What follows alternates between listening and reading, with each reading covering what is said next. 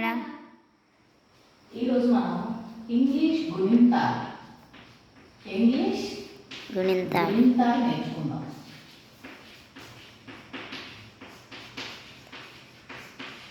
ఇదేమిటి, తెలుగులో గుణింతాలు ఉన్నాయి, ఇంగ్లీష్లో కూడా గుణింతాలు ఉన్నాయా అనుకుంటున్నారా? ఇంగ్లీష్లో కూడా గుణింతాలు ఉన్నాయి. ఎలా అంటే మనకి A to Z ఎన్ని లెటర్స్ ఉన్నాయి? 26. వెరీ గుడ్, 26 లెటర్స్ ఉన్నాయి.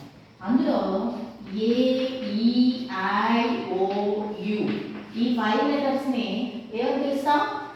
ఓవెల్స్. వెరీ గుడ్, ఓవెల్స్ అంటాం. ఇక రిమైనింగ్ B, C, D ఈ లెటర్స్ ని మిగతా ఉన్నాయి కదా, Yes, F, G, H, J, K, L, next M, N, P, Q, R, S, T, V, W, X, Y, Z. Z. ఇవి మొత్తం 21 లెటర్స్. ఈ 21 లెటర్స్ ని ఏమని పిలుస్తాం? కాన్సోనెంట్స్. కాన్సోనెంట్స్. ఏమంటాం? కాన్సోనెంట్స్ అంటాం. ఇవి మనకి తెలుగులో అచ్చులు, హల్లులు అని ఉన్నాయి కదా. Yes madam. అలాగే ఇంగ్లీష్లో వోవెల్స్ అండ్ కాన్సోనెంట్స్ అని ఉన్నాయి. ఆటు ఆహా, ఆటు ఆహా ఇవి అచ్చులు. కాటు బండిరా హల్లులు. అవునా? అచ్చులు, హల్లులు. ఇంగ్లీష్లో వోవెల్స్, కాన్సోనెంట్స్. ఓకే, ఇప్పుడు మనకి గుణింతం ఎలా తయారవుతుంది? హల్లు అక్షరానికి అచ్చు కలిస్తే గుణింతం. ఒక అనే లెటర్కి క, ఆ కలిపితే క, కాకి ఆ కలిపితే కా, కాకి ఈ కలిపితే కి. సో హల్లు అక్షరానికి అచ్చులు కలుపుతున్నాం. అవునా?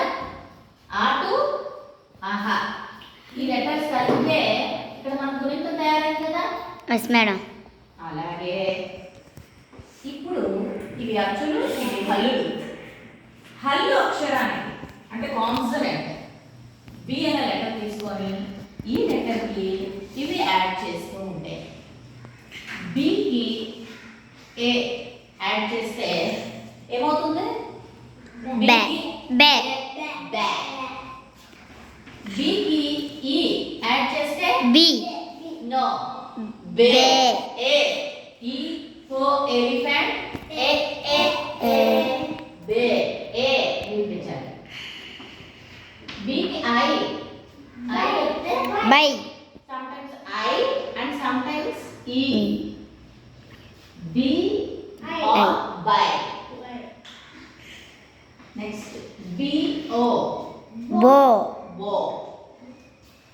B U, బూ. boo and sometimes ba. ఇక్కడ రెండు సౌండ్స్, ba and boo. ఓకే, చెప్పండి. బే. బే. బి. or by. And by. Bo. బో. బూ. Ba. Ba. బా. బూ. ఓకేనా? ఇక్కడ బాగా వింటాం. 5 అక్షరాలతో బాగా వింటాం అయిపోయింది. తెలుగులో అయితే మనకి 16 అక్షరాలు, అచ్చులు 16 ఉంటాయి. గుణింతం కూడా 16 లెటర్స్ ఉంటాయి. ప, ప, కి, కి, కు, కు, కురు, కురు, ఏ, ఏ, కై, కో, కో, కౌ, కం, కహ. ఈ మొత్తం లెక్క పెడితే 16. 1 2 3 4 5 6 7 8 9 10 11 12 13 14 15 16. ఇవి 16 తెలుగులో గుణింతం 16 లెటర్స్. కానీ ఇంగ్లీష్లో గుణింతం 5. ఓన్లీ 5. ఈ A E I O U vowels కలిపితే ఇంగ్లీష్ గుణింతం అయిపోయింది. Okay, yes. బి గుణితం అయిపోయింది కదా. ఇప్పుడు సి గుణితం. సిఏ సా సిఈ ఏ. ఇక్కడ ఏ ఐ ఈ బై ఉన్నప్పుడు సా సౌండ్ వస్తుందని చెప్పాను మీకు. సి పక్కన ఐ ఈ బై ఉన్నప్పుడు సా సౌండ్. సి సే సిఐ సా లేదా సి కూడా సౌండ్ వస్తుంది. అది ఓ ఓ సి యు కా కు అంట. ఓకేనా?